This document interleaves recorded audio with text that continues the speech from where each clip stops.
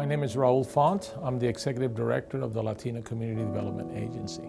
Okay, I'm a street kid. I'm a street kid from Chicago, grew up in Bronx. So the kids and the families that we serve here at the Latino Community Development Agency are the same families in the same environment in the same barrio that I grew up in. I can't talk to you more intense about our staff because each one of them brings a gift. It's not a job. It's more of a mentorship. It's something that you do because you like to do it, but it's about what you feel and what you want to give back. Because as I like to give back, the majority of our staff, it's about giving back.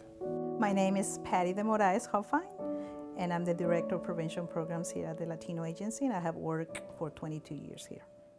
So we do a lot of child development, parenting skills, helping them connect with work, maybe going back to school, with better housing, setting goals, problem solving, assessing domestic violence, maybe substance abuse, maybe child maltreatment.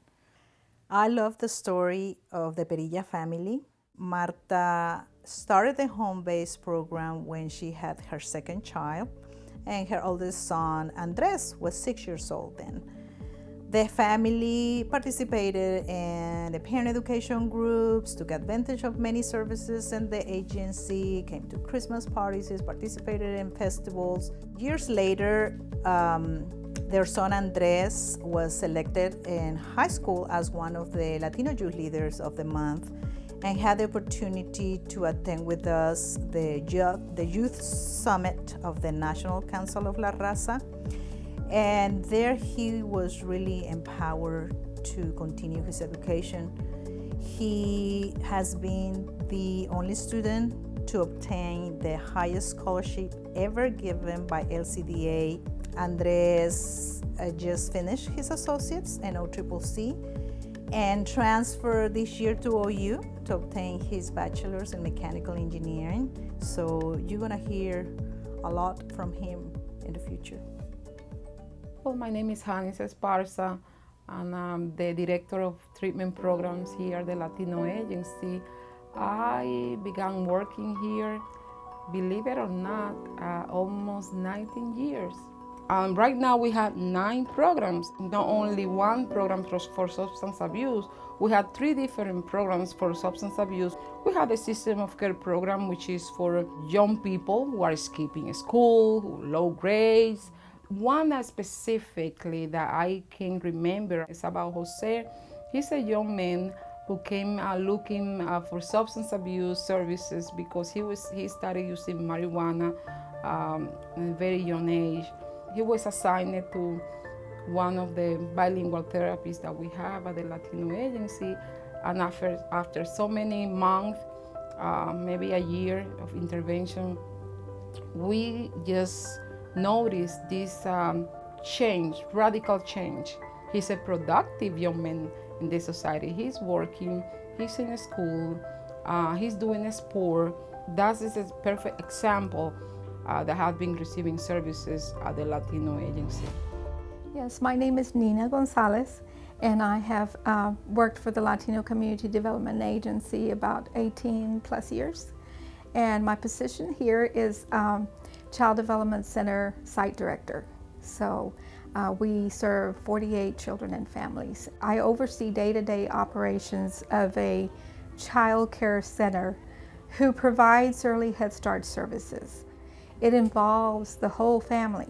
We care for the child, we nurture the child, and then also serve the family. So everyone, every member of that unit, of that family, is served in different ways. It could be the mom comes to us for childcare, and her goals are maybe to accomplish earning a GED or an associate's degree, a 2-year degree, a 4-year degree. When we come to work, we put on the hat of being able to help others. And so you have to have that tough skin. You have to have that tough attitude, because that person that walks in the door may be counting on me.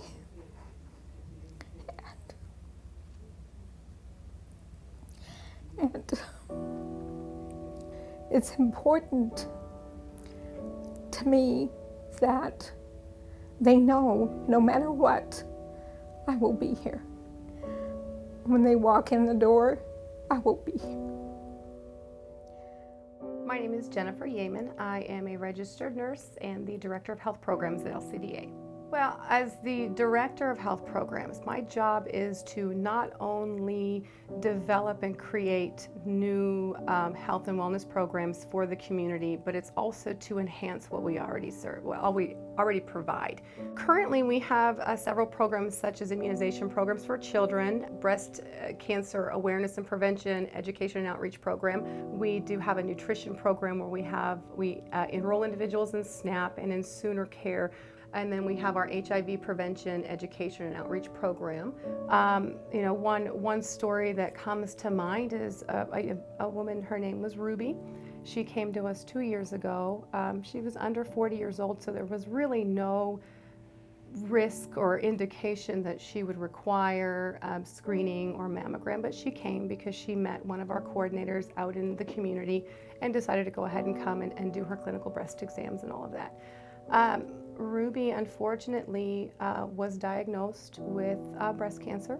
The saddest part of the story is at the same time that Ruby was diagnosed with breast cancer, her 2-year-old son was also diagnosed with cancer. He was actually diagnosed with pancreatic cancer, which we all know is very unforgiving. And so they kind of went through this process together.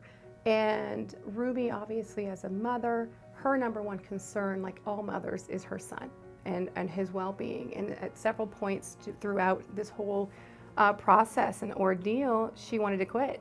She wanted to stop treatment. She wanted to focus on her son, and her doctors and everybody really just urged her to stick with it, to really put up a fight for her and her son. But I think that the connection that she had with her patient navigator, with her coordinator, was such a magnificent friendship and relationship that she had with her. She could utilize her for support, and her support system, because she was all by herself in this country, really helped her and motivated her to keep going and keep fighting. And Ruby actually, her and her son, both fought cancer. They're both survivors. They are both in recovery. He's 4 years old, and she actually 10 days ago gave birth to a baby. And she's doing well. And, it's the most amazing part of that story, is the connection that she has with the staff here and the relationship that they have, that she's able to call her patient navigator, her coordinator, and still have that relationship with her. And she checks up on her and she follows up with her every year, every month, to make sure that all of her needs are met and her son's needs.